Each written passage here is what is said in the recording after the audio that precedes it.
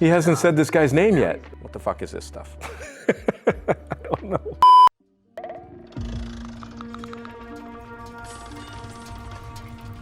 All right, we're getting back to it. We have, let's see, how to make a traditional polyurethane mold. All right, let's see where they're going.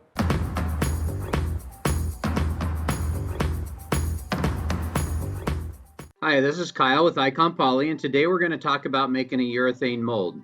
Good. Here we have a clay sculpture of a wolf, and the two guys are prepping it to put on the mold rubber. Now this sculpture has been pre-prepped before this by spraying a layer of just simple shellac over the... Well, since he's getting right into it, I'll get right into it. You know, clay matters when you're making a sculpture. It matters less when you're using urethane, but if you're using silicone, some of the clays have sulfurs and they can off-gas and inhibit the cure. Urethane is pretty bulletproof, but they're in a wide open shop. And I'm always not happy about that in the sense that I think mold making should happen in a contained environment because you're going to have some dusty things. You got other people passing by. Everybody wants to point and touch. You're spraying stuff, and it just makes a big shop more of an area to have to be a big cleanup. So I would have quarantined this. Maybe it's just for the video. The clay. We found that shellac over the clay, it's bullseye shellac. I never shellacked because I didn't like what it left in the clay afterwards when I reclaimed the clay. I liked, and I just didn't like the smell of shellac. I used either melted Vaseline or polyurethane parting compound, but shellac is fair game. We found that that works pretty good because it seals the clay. So if you have any clay that might have sulfur in it, then this only happens when you're working with silicones and urethane, so it really doesn't matter. But if there's clay with sulfur in it, you can seal that with shellac. So, and also holds release well. So what they're doing here is they're releasing this with silicon-based. So basically, this guy's spraying it. The other guy's face is right next to the nozzle. It's not a happy moment for him. You know, my normal safety bitch, gloves, glasses, aprons. I mean, you don't have to wear an apron. They're hot sometimes, but. Mold release. It's a Polytek 2300 is what they're using right here. And you notice they're spraying it on and they're brushing it on.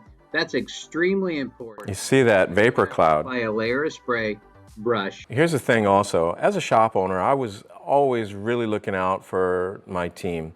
And the thing is if you have spray release and you're spraying, they have a polished cement floor. That release goes on the floor and then it creates a slip hazard.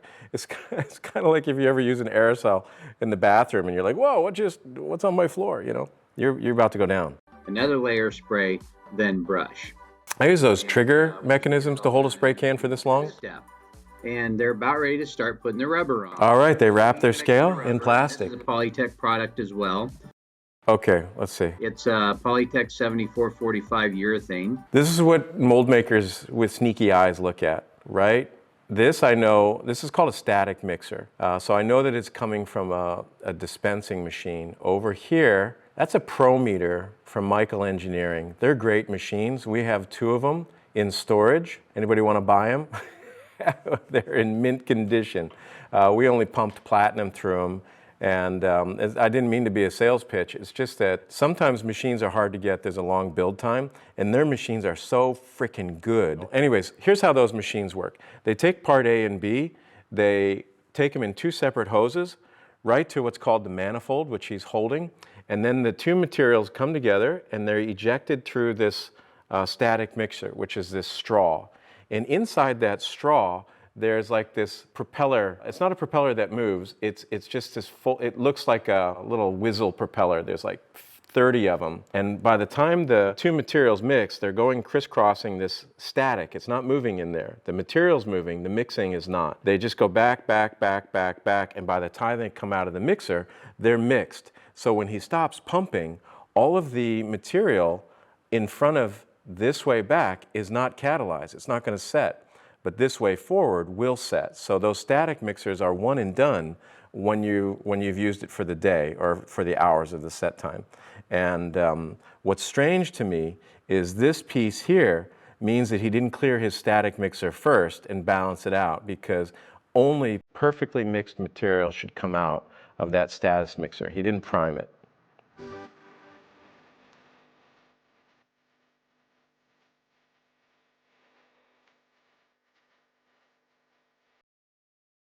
That scales a mess. You could have wrapped that up. Putting it in it. That's because the video is a little bit um, out of whack.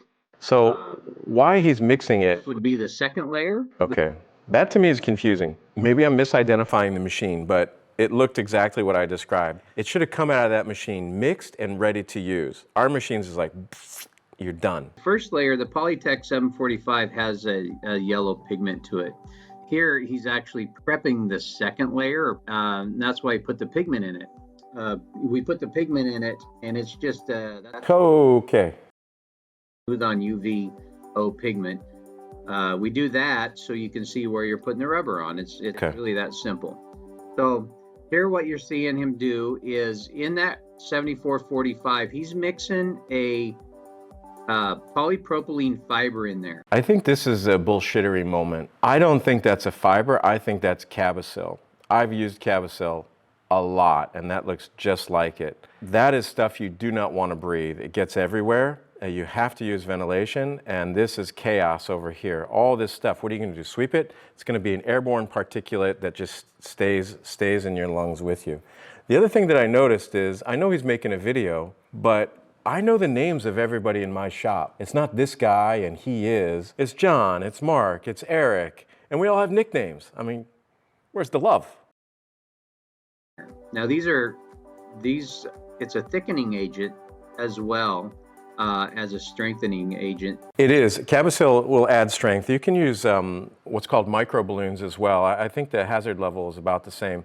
In the microballoons, there's two types. There's what do they call? Full shell and cracked shell. Full shell means that they're these tiny little balloons that are about 1,000,000 times smaller than this. But what they do is, because they're full, is they create space in your urethane or silicone, and they extend it and increase the volume. It's like adding flour to a mix. It kind of makes it extended. Cracked shell means that the liquid material in a micro level is running inside of those extenders, and they get absorbed into it, and it thickens it because it's now woven into all of these tiny cracked shell microballoons. Cisil, I think, is cracked shell. So it's a little fiber, and it's look at it. You guys, look at this.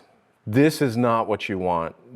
What happens is, A, he doesn't have an apron, B, it's not near a ventilated area, C, this is serious business, this is fumed silica, I believe, and that's on his clothes. Now, even though he may not drive home, he goes to a changing room at this warehouse, and if he doesn't, and maybe he just airs himself off at the end of the day, he's just put it out into the air again. Now he gets in his car, his truck, his whatever, it's in his car, he goes home, his dog, first thing he gets home, his dog's all over him. Then he's got that, and then the dog gets in bed. I mean, you see how materials from the shop end up sleeping with you. Wait, that sounded weird. But you get what I'm saying. It's hazardous. Polypropylene fiber. Bad practice. That in Terrible practice. About 5% on the B side. And what it does is it thickens the rubber up without chemically thickening it, so it'll hold the surface. So now you can see that they're just applying the rubber to the pre-mold released. I think that you should not apply thixotropic material as your first layer. That should have been, the first layer should have not had any Cisil in it whatsoever and brushed on. And again, they're using a small brush. They don't need to. They could use a bigger brush. Clay sculpture. Good to see gloves. He's using a 2-inch chip brush. Oh, 2-inch, okay. Fancy. And he's applying this 7445 with about 5% of a polypropylene fiber. It's not a fiber. He should have a mask on. Now, or at least circulating air. There's no shim lines on it, and we're going to show you that here in a minute. We actually learned this. You can see this ProMeter machine back here. I know that's a great company. Michael Engineering, Rook Metering, highly recommended. Foundry. I don't do that very often. Everybody else knows this by now. But they're gold. But we learned that if we put the first layer on with no shim lines, and we can put the shims in the rubber, and then when we're removing the piece, we just cut through that last little layer of rubber, and then we get a nice finish when we're done. We don't have as much flashing. We'll see.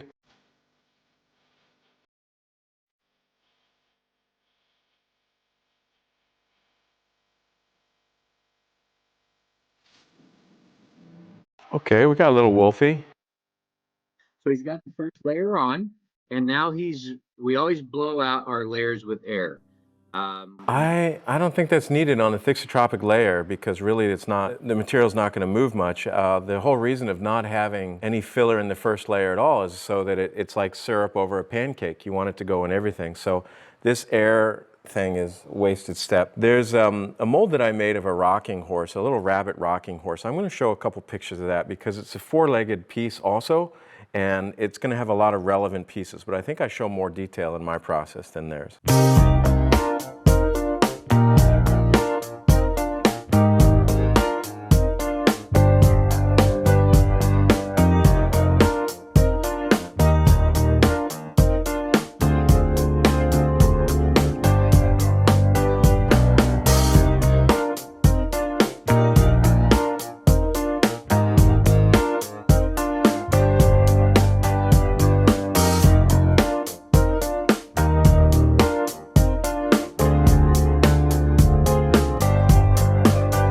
Use 90 psi of air, and you 90 over it, and it knocks any of those little air bubbles out. That's loud. So okay, here's that shimming that I talked about. So this shim you can't make really on your own. It's looks like some sort of thermoformed keys in there. It looks kind of catchy. Maybe somebody sells that. It works okay. But you can see right here, it looks like they've bundled up a little extra material to hold these key shims.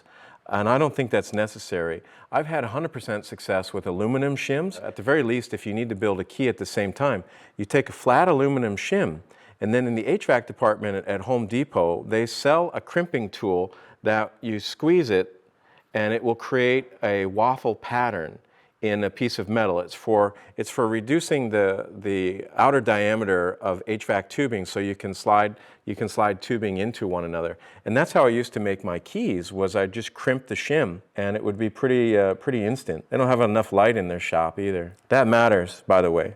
If you can't see what you're doing. What we're able to show you is he went through before and he put these, we call them shim bubbles. They're lineup bubbles or whatever you want to, registration bubbles. So he went through and he put those on with the same rubber, the 7445, with a lot thicker, added a lot more polyfibers so it didn't sag at all. And he put these on and then waited about an hour, and then he hasn't said this guy's name yet. He's going and he's filling in between those with I hope it's not his son. Now, Holy I'd like to give you a source for this, and you can search this stuff online. But what we use is a polyester, real thin. You see this over here? You see this right here? You see that right there? What happens? Dirty hands go to the lunch. These are all simple things that you would think don't matter, but if you don't have separate environments, you're not encouraging people to get the chemistry off their hands before they're eating a ham sandwich. I'm just going to mention it because you guys have the choice. I mean, it's not like the things I say you have to do, right? I mean, that would be ridiculous. But kitchens and mold areas are separate environments. Plastic. And we actually cut them ourselves. It comes on a big roll in, and we cut them ourselves. It's the best thing we've found. The thinnest thing and the strongest thing we've found to do shims. There's a lot of people that use playing cards and aluminum flashing and all that stuff. Aluminum's the best. This has worked for us. In my opinion. We don't glue anything. We staple it all. So it's kind of nice and it's efficient. So you staple it all, it means you can never use them again because then you got somebody picking out the staples. It's a short-term effect. With the aluminum shims, you can get them together really tight, and then you can just keep a shim box and you just be like, boom, boom, use them up again. A lot of them get thrown out. I mean, I'm not that cheap, but... Because we can go through there and we can shim something pretty fast using this process. So what they're doing is they're just shimming the whole no names. And getting ready for the next layer of rubber. I don't know why he doesn't have gloves if it's soft rubber. It looks cured. Now I've pre-watched this video so I could talk about it, and they missed the next layer. So what they will do here is you'll see the second layer is already on it. So that layer was a little bit thicker than the first layer, and what that does is allows it to fill in the gaps of where the shims are. So now he's just applying another layer, alternating back orange, yellow, orange, yellow, orange, yellow. And that was 5 layers. 5 layers. What he, How many did I used to do? I think I used to do, yeah, 4 layers at least. It wasn't that it was the layers, it was the glaze coat. Then I would come in and I would fill in any bulky pockets or things that would sag, and that would be a partial coverage. And then I would come over with another layer of thickened material, and then I would either smooth it or glaze it the last time. So 4 layers, but you don't need 5 layers over everything. You just don't need it. applied to that piece. So now they are getting ready to apply the mother mold. While we're watching this, it's already being released. So we use the same release agent for the mother mold as we do for the sculpture. I would have had you could have used a drill on this. Cured rubber, we've already sprayed it with the 2300 silicone mold relief. That'll snap that stick. This product here, what he's putting on is it's a smooth on. When you have the wrong mixing stick that's not strong enough, he's worried about it breaking. Look where his hand is.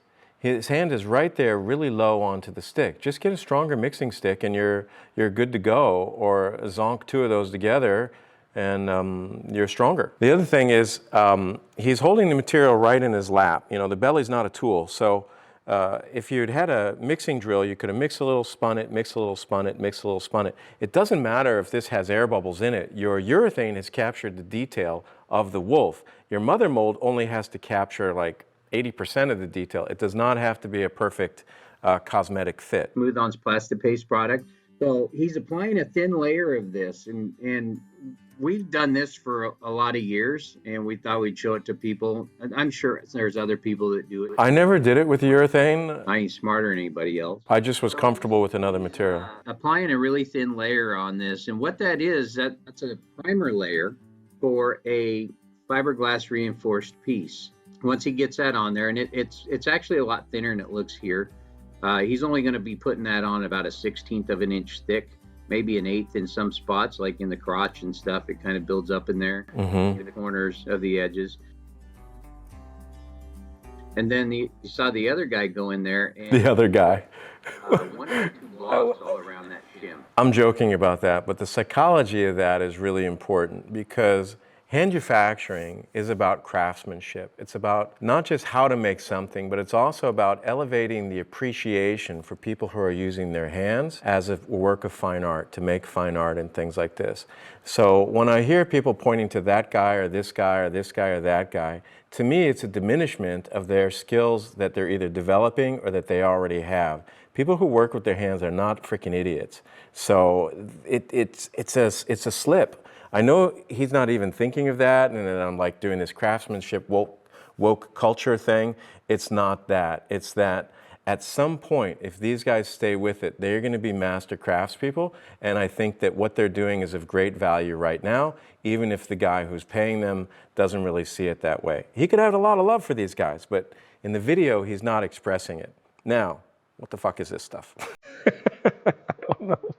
Let's get back. We do that because it strengthens it up, and it gives us something to bolt through. No, I never did that. He said it was wood?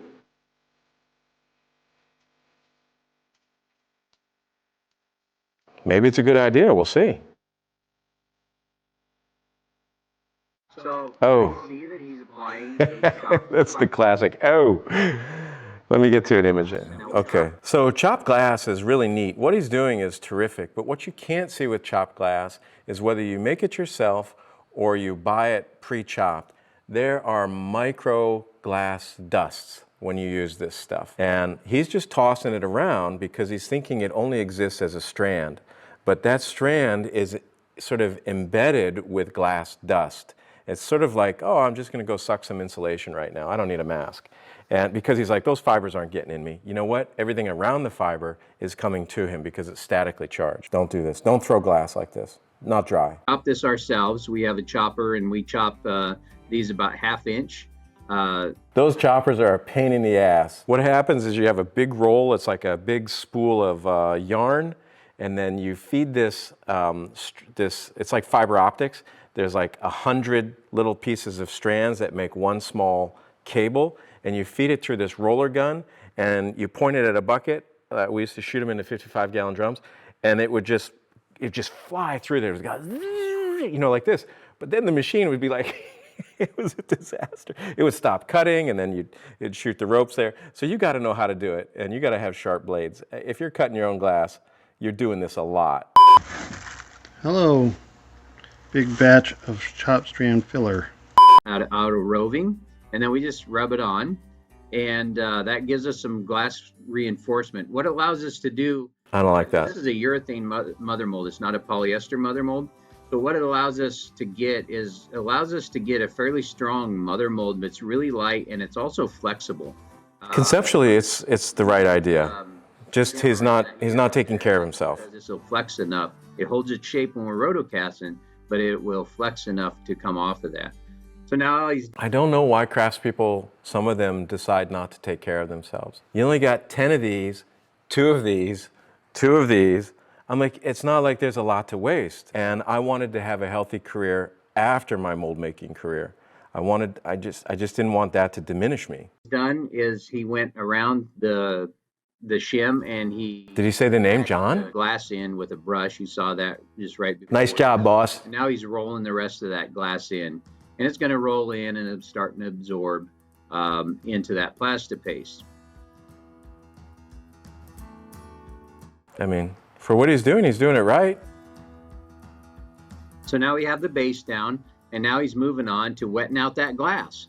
And it's pretty simple. That's an RTV urethane. It's nothing special.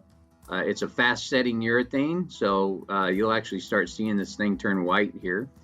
And You gotta work fast. it's going through and putting a thin layer on that wets that glass out, and it also bonds it to that plastic paste. Okay, we get it. That's good. He's explaining it nicely. Now that's going to start kicking off, and you can see it here. It's starting to turn white. That's because the urethane kicks to a natural white. And then once that is kicked just enough, we don't want it to cure too much. We go back over it. Now this is the same exact resin that he just used to wet that out. Okay, so if I were wetting out, I would start at the top because gravity is going to take that liquid down, and he's starting at the bottom and going up. The other thing is that this way, everything's dripped on his hands by the time he gets to the top. I would always plan for the mess. You know, why start at the bottom and work up unless you have to? He doesn't have to. The only thing we do here, Let gravity help you. a microsphere to it. What that allows it to do is it allows us to get us a little thicker piece, and it also, or a little thicker application, and it also smooths out a lot better. So he's covering this up, and it's going to smooth out a lot of that glass. He should have safety glasses over his regular glasses because safety glasses, good ones, should have splash protection. Eyeglasses, it's better than nothing, but they don't always catch you from a splash. Little effect to the mold. Okay, that was a brief overview of how we make urethane mold. Okay, so overall, you get the concept of making a urethane mold. It's the same as making a silicone mold. There's some cost differences. I think that shops like this need to tighten it up a bit in the sense of the quarantined environment that I talked about. It allows for other projects to happen. You could do no finishing work here because you have all this other stuff you're tracking around. On the floor, you're tracking it somewhere else. I think there should be some more control over that. But these young guys, I mean, that was me, right? I was the guy. I just didn't wear a hat. And I was at that age making molds like this. So I say good job for those guys. I just wish they had had a little more guidance on some of the safety concerns that young people just don't have because you're bulletproof at 20, you know? So anyways, thanks for watching. We'll see if this guy continues. I kind of like their editing style. Thanks for watching. This plastic, if it has a strong smell, it's off gassing, and it's not going to cure with the silicone. So you got to smell the bundle to be safe. I probably should have washed the bundle first.